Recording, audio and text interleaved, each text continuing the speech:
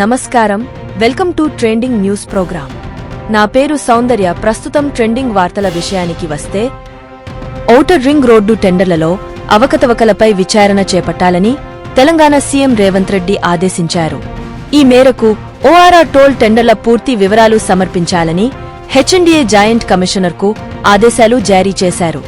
ORR toll టెండర్లపై విచారణను CBI లేదా మరో సంస్థకు ఇవ్వాలని సీఎం నిర్ణయించారు.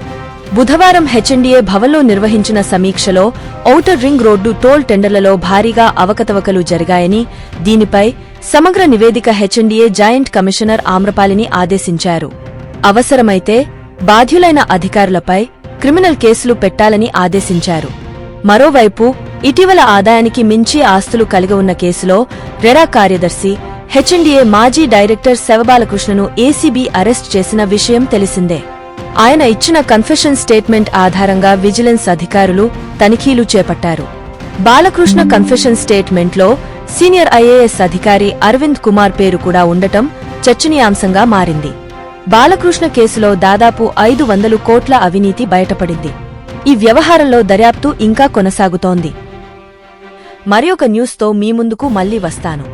అంతవరకు సెలవు. CJR టీవీని సబ్స్క్రైబ్ చేయండి. ఈ వీడియోను లైక్ చేయడం మరియు షేర్ చేయడం మర్చిపోవద్దు.